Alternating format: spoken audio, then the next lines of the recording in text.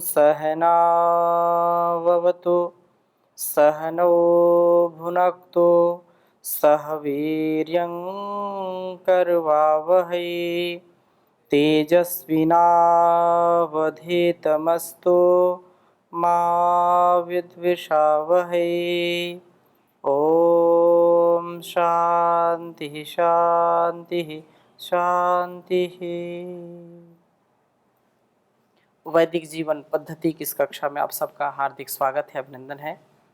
वेदों के ज्ञान से अपने जीवन और इस जगत को महान बनाने का महान पुरुषार्थ हम करें, इसके लिए नित्य प्रति वेदों का स्वाध्याय, नित्य नवीन उत्साह से, नित्य नवीन ज्ञान से अपने गुणकर्म स्वभाव को हम निर्मल बनाएं, पवित्र बनाएं और उस जीवन को जिसकी कामना देवता भी करते हैं उसको हमने जब प्राप्त किया है तो इसमें कोई संदेह हमारा नहीं होना चाहिए। हम निसंदेह, निर्भ्रांत, निरहंकार होकर के जीवन को जी पाएं, इसके लिए परमपिता परमेश्वर ने इतना सुंदर शरीर, इतना सुंदर यह संसार, इतना सुंदर जीवन और जगत दिया है। इस जगत का और इस जीवन का उद्धार करना, इसका परिष्कार करना ही हमारे जीवन का उद्देश्य होना चाहिए।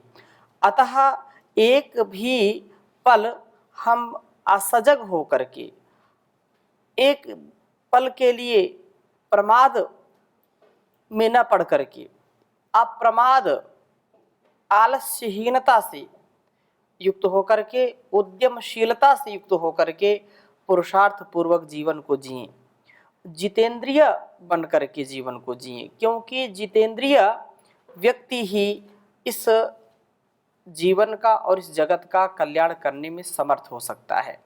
जो इंद्रियों की अपरिपक्वता को ग्रहण करता है, अर्थात इंद्रियों का जो बहिर्मुख स्वभाव है, बाहर का जो वातावरण है, उसके प्रति यदि हमारे अंदर आकर्षण है, इंद्रियां हमारी यदि उसको प्राप्त करना चाहती हैं, तो फिर संसार का कभी भी हम उद्धार नहीं कर सकते, हम उसी में फंस जाएंगे और उससे कभी उबर नहीं पाएंगे।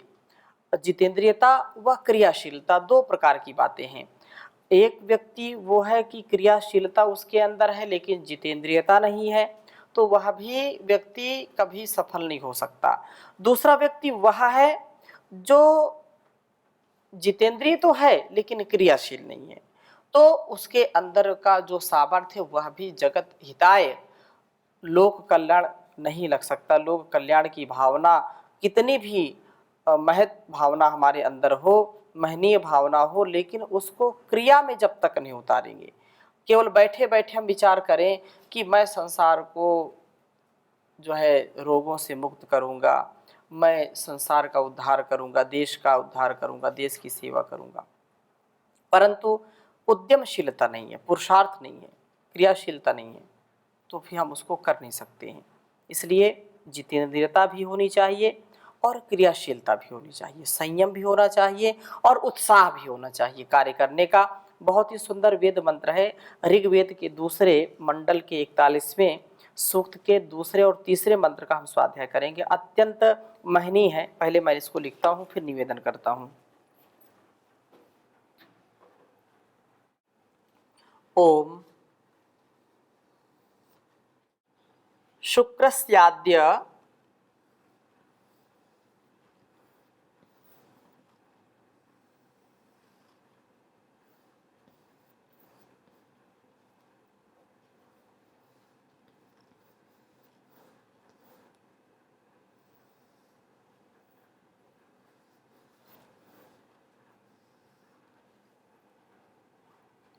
गवाशिर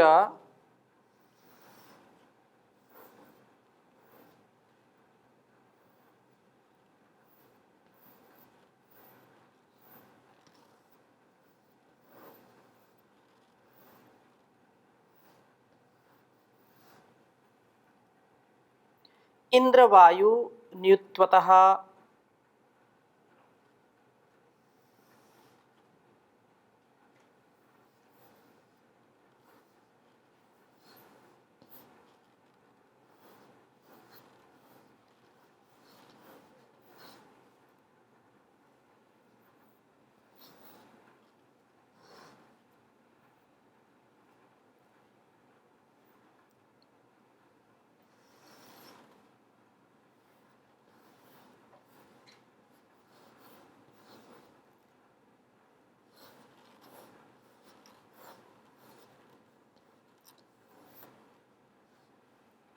नियुत्वतः आयातं पिबतं नरा।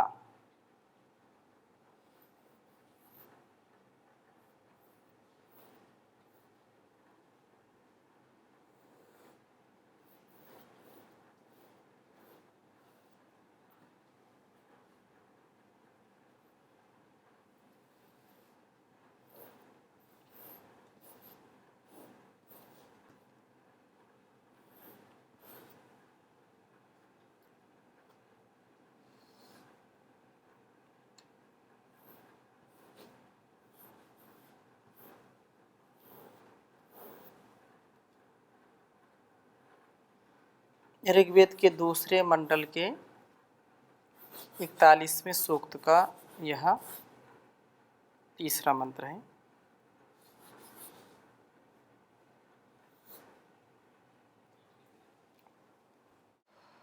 ओम शुक्रस्याद्य गवाशिरा इंद्रवायु नियुत्वतः आयातं पिबतं नरा।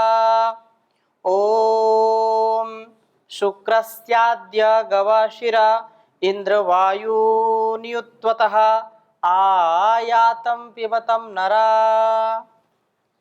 वेद मंत्र का अभिप्राय है, इंद्रवायु, हे इंद्र और वायु, जितेंद्रियता व गतिशील व गति गंधनयोः धातु है और इति परम ऐश्वर्य धातु है। तो इस प्रकार से जितेंद्रिय व गतिशील पुरुषों जो अपने जीवन को इंद्रियजित बना करके जीते हैं, इंद्रिय शक्ति का संचय करते हैं, इंद्रिय हमारी दृष्टि, हमारा दर्शन, हमारा श्रवण, हमारा गंधन, हमारा स्पर्शन, हमारा रसन, जो भी सामर्थ्य है वह मर्यादित, व्यवस्थित और जब पूर्ण रूप से क्रियाओं का समावेश मर्यादित होता है तो उस प्रकार से हमारे जीवन का सदुपयोग और सद्विवेक के साथ उत्कर्ष होता है। इसके अलावा और कोई दूसरा उपाय नहीं है। हम कहा कि यहाँ पर आयतम, आयातम, आप दोनों अर्थात इंद्र और वायु, आवो और नरा, अपने को उन्नति पथ पर प्राप्त कराने वाले इंद्र और वायु, आप दोनों अद्य, आज ही, शुक्रस्य पिबतम, इस सोम का तृप्ति पर्यंत पान करने वाले बनो।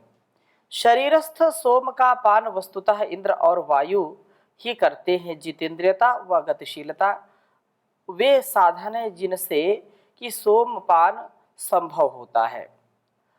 जीवन का जो उत्कर्ष है वो हमारे सप्त धातुओं की पुष्टि से है, और जब सप्त धातुएं हमारी पुष्ट होती हैं तो उससे हमारी इंद्रिय शक्ति भी पुष्ट होती है।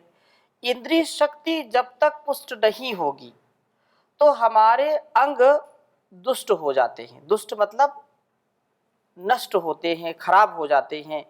आँखों में देखने का सामर्थ्य, कानों में सुनने का सामर्थ्य, रसना में चखने का सामर्थ्य और शरीर में कर्म करने का सामर्थ्य क्षीण होने लगता है। इसलिए प्राचीन काल से ही ऋषियों की ये परंपरा रही है कि ब्रह्मचर्य काल, जो विद्या का काल होता है, वो अत्यंत संयमित होना चाहिए। इसलिए गुरुकुलों में, ऋषि कुलों में, आचार्य कुलों में परंपरा रही है कि जितेंद्रियता पूरी हो, और जितना जो जितेंद्रिय होकर के जीवन को जीता है उतना वह क्रियाशील होकर के संसार का उपकार करने वाला होता है। जब तक हमारे आँखों में, हमारी इंद्रियों में, जो भी इंद्रियां हैं, सामर्थ्य नहीं होगा तब तक हम लोकोपकार की धारणा नहीं पाल सकते। धारणा कितनी भी रखें, इच्छा कितनी भी रखें, लेकिन जब हम उस कार्य को करने में सफल ही नहीं हो पाएंगे तो कार्य कैसे सिद्ध होगा। इसलिए अपनी इंद्रियों पर जब हम विजयी होते हैं तो हमको विद्या भी आती है। विजयी नहीं होंगे तो शरीर रोगी होगा, मन भी रोगी होगा। तन और मन को रोगों से बचाने का उपाय ये है कि हम जितेंद्रिय बने, इंद्रियों के जेता बने, जैन करने वाले बने, ना कि इंद्रियों की हम जो है पराधीनता में अपने आप को रख ले या उसमें झुक जाए, सरेंडर हो जाए। ऐसा बिल्कुल नहीं करना चाहिए। विवेक पूर्वक, वैराग्य पूर्वक इस जीवन और जगत के कल्याण के लिए सतत यह अभ्यास अत्यंत महनीय है कि हम अपनी इंद्रियों को संयमित रखें। और कब संयमित होंगी इंद्रियां? क्योंकि इंद्रियां किसकी बात मानेंगी? मन की बात मानेंगी। इंद्रियों से शक्तिशाली मन है, और मन का भी नियंत्रण किससे होता है? बुद्धि से होता है। और बुद्धि भी आत्मनुकूल जब आचरण करती है तो हमारे जीवन का उत्कर्ष होता है। जब तक मन के द्वारा इंद्रियां नियंत्रित नहीं होंगी, बुद्धि के द्वारा मन नियंत्रित नहीं होगा, और आत्मनुकूल विवेकवती जो बुद्धि है, जो हमारी प्रज्ञा है, इसके द्वारा जब तक हम उत्कर्ष को नहीं प्राप्त होंगे तो हमारा उत्कर्ष नहीं हो सकता है। इसलिए वेद आदि शास्त्रों में, दर्शन शास्त्रों में और उपनिषदों में, धर्म शास्त्रों में इंद्रिय जय की अत्यंत महत्ता बताई है। और धर्म के जब 10 लक्षण की हम चर्चा करते हैं तो धृति, क्षमा, दमोस्तेयम, शौचम, इंद्रिय निग्रह। इंद्रिय निग्रह, जिस व्यक्ति का इंद्रिय निग्रह का स्वभाव नहीं है वह कभी जीवन में धार्मिक नहीं बन सकता है। धर्म का मर्म समझने के लिए और धर्म पूर्वक आचरण करने के लिए हमको अपनी इंद्रियों पर पूर्ण नियंत्रण होना ही चाहिए। कुछ लोग बोलते हैं कि इंद्रियों पर नियंत्रण नहीं रहता, क्या करें? मन लगता नहीं है, पढ़ने में लगता नहीं, याद करने में मन नहीं लगता, इसके लिए क्या उपाय करें? तो जिसका मन समाहित हो गया, जिसकी इंद्रियां नियंत्रित हो गई, तो उसने समझो कि जग पर विजय प्राप्त कर ली। क्योंकि संसार का जो आकर्षण है वो तो हमको आकर्षित करता है और हमको पतन की ओर ले जाने काम करता है। हम पतन से बचें, उत्थान को प्राप्त करें, इसीलिए वेदानुकूल आत्मानुकूल आचरण हमको करना चाहिए।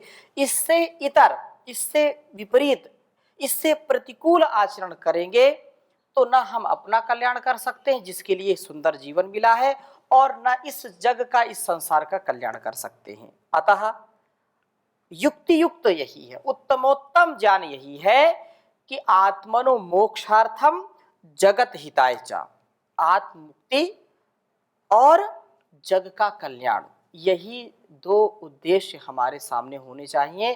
पुरुषार्थ चतुष्टय, धर्म, अर्थ, काम और मोक्ष, इनकी प्राप्ति के लिए हमारा सफल, सुंदर और सदा जीवन चाहिए। इसलिए वेद मंत्र यहाँ पर हमको उपदेश कर रहा है कि हम अपने शरीर के सामर्थ्य को बढ़ाएं, सप्त धातुओं को पुष्ट करें, इनको असंयमित ना करें। क्योंकि एक भी असंयम, एक भी बुरा विचार, यदि एक भी गलत विचार, वासना से युक्त विचार हमारे अंदर आता है तो हमारे एक एक कोशिका को प्रभावित करता है, एक एक सेल को प्रभावित करता है। मिलियन ट्रिलियन जो सेल्स हमारे शरीर के अंदर हैं उनको भी नकारात्मक घुट्टी पिलाता है, और वो फिर वैसे ही कार्य करते हैं। फिर हमारे शरीर का सामर्थ्य क्षीण होता है, रोग प्रतिरोधक क्षमता क्षीण होती है, सहनशीलता क्षीण होती है, आयुष्य भी क्षीण होता है। एक गलत विचार और एक कण गलत आहार का लेने से बहुत ही हमारे संस्कार धूमिल हो जाते हैं, संस्कार हमारे कुसंस्कार में बदल जाते हैं सुसंस्कार। इसलिए बहुत ही वैज्ञानिकता के साथ यहाँ पर इस वेद मंत्र में कहा कि जितेंद्रियता और गतिशीलता, इनके साधन हो। जितेंद्रियता जो सोम का पान करना, अर्थात अपने इंद्रियों पर नियंत्रण करके अपने धातुओं की रक्षा करना, अपने शरीर और सामर्थ्य को बढ़ाने के लिए। और इसलिए कहा है कि जो इसके साधन हैं जिनसे कि सोमपान संभव होता है, उस सोम का आप पान करो जो कि गवाशी रहा, गो आशु, जो श्री इंद्रियों को समन्तात हिंसित करने वाला है, मन को मार लेने वाला है। अगर हम प्राणायाम के द्वारा, संयम के द्वारा, योग यज्ञ, प्राण साधना, योग साधना के द्वारा अपने जीवन को जीते हैं तो इससे मन भी हमारा नियंत्रण में रहता है। चलम वाते चलम चित्तम, निश्चलम निश्चलम भवेत्। तो ये जो वात है हमारा, ये जो प्राण है, जितना चंचल होगा उतना मन भी चंचल होगा। प्राण विद्या इसीलिए ऋषियों ने हमको बताई है कि प्राण जितना हमारा नियंत्रण में होगा, मन भी उतना नियंत्रण। मन को नियंत्रण में करने का एक ही उपाय है कि हम अपने जीवन को प्राण साधना से युक्त करें, योग साधना से युक्त करें। इसलिए इंद्रियों को और मन को भी जो है बोलते हैं मन मार लिया। मन मारने का तात्पर्य क्या है? मन को नियंत्रण में कर लिया, मन को जीत लिया। मन तो कर रहा था कि ये गलत काम करे, लेकिन मन को मार लिया, उस गलत काम को किया नहीं, अर्थात मन पर विजय प्राप्त कर ली। इंद्रियां जो चाह रही थी उसको, कोई भोज्य पदार्थ है, रसना चाह रही थी, इसको खाना ही खाना है, लेकिन उसको आंखें फेर ली उधर से, नहीं नहीं खाना, ये मेरा नहीं है, ये मेरा अधिकार इसमें नहीं है, नहीं इस वस्तु को लेना है। स्पर्श करना चाहता है लेकिन मन ने कहा नहीं इसको नहीं लेना। मन भी कह रहा ले लो, बुद्धि करे नहीं लेना। तो आरंभ में तो थोड़ी परेशानी होगी, लेकिन फिर धीरे धीरे वह परेशानी भी दूर हो जाती है जब संयमित जीवन हम जीते हैं। तो कहा है कि सोम का पान करने वाला इंद्रियों को जीत लेता है। सोम का पान करना अर्थात इंद्रियों को जीत लेना। नियुत्वतः यह सोम प्रशस्त इंद्रियों वाला है। सोम रक्षण से इन इंद्रियास्वों की शक्ति बढ़ती है, निसंदेह, इसमें कोई संदेह नहीं है। आप देखिए कि जिनके मन, वाणी, विचार, इंद्रियां संयमित हैं, वो हर पल उत्साह में रहते हैं, उनकी आंखों में चमक होती है, उनके चेहरे पर एक प्रकाश होता है, देदीप्यमान उनका मुखमंडल होता है, एक नूर उसमें झलकता है, ऐसा जो है आकर्षण होता है। और जो इनका नियमन नहीं करता, संयमन नहीं करता है, उसका उठना बैठना सोना जागना सब बिल्कुल अस्त व्यस्त होता है। जो इंद्रियों का और अपने धातुओं की पुष्टि का ध्यान रखता है वह संतुष्टि में रहता है और दूसरों को भी संतुष्ट करने का प्रयत्न करता है। इसलिए बहुत सुंदर कवि ने कहा, मेरी इंद्रियां हो सदा मेरे वश में, मेरी इंद्रियां हो सदा मेरे वश में, मेरे मन पे मेरा ही अधिकार कर दो, प्रभु मेरे जीवन का उद्धार कर दो। मैं गाऊं सदा वेदों की ऋचाएं, मैं गाऊं सदा वेदों की ऋचाएं, तन मन में वेदों का संचार कर दो, प्रभु मेरे जीवन का उद्धार कर दो।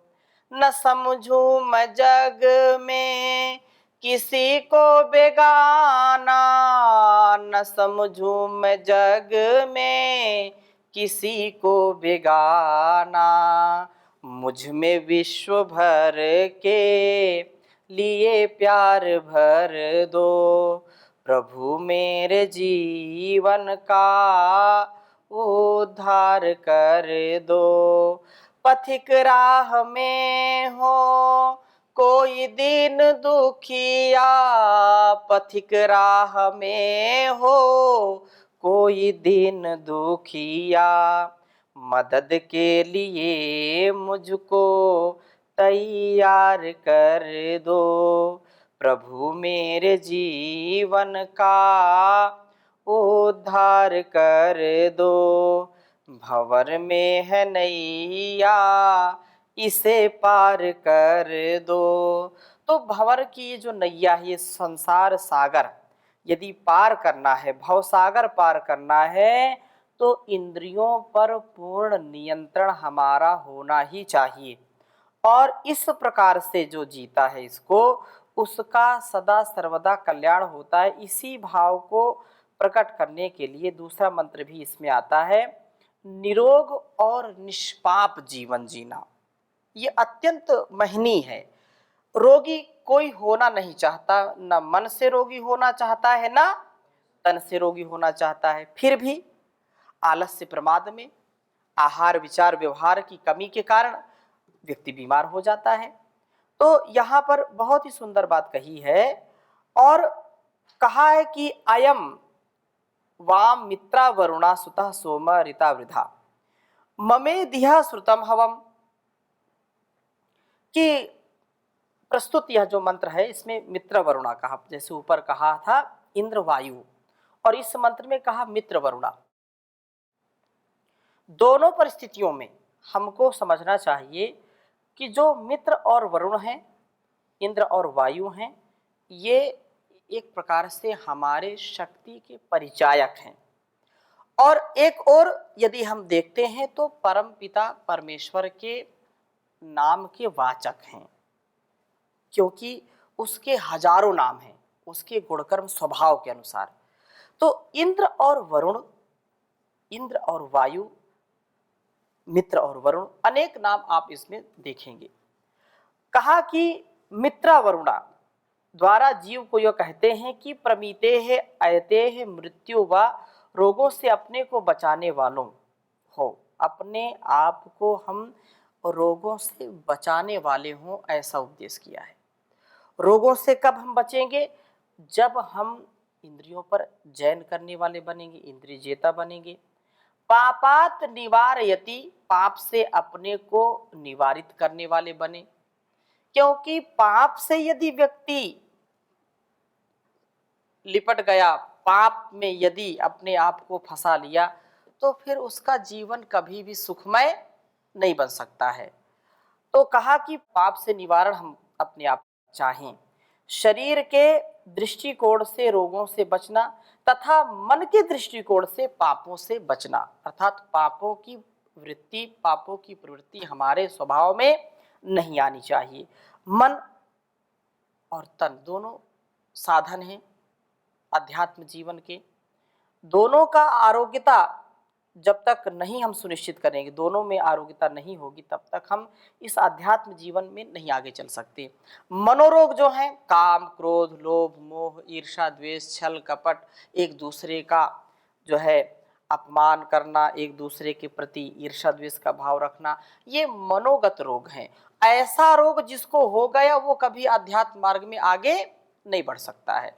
और चाह करके भी व्यक्ति महान बनना चाहे तो महान नहीं बन सकता है, क्योंकि उसका अंदर का जो स्वभाव है वही ठीक नहीं है।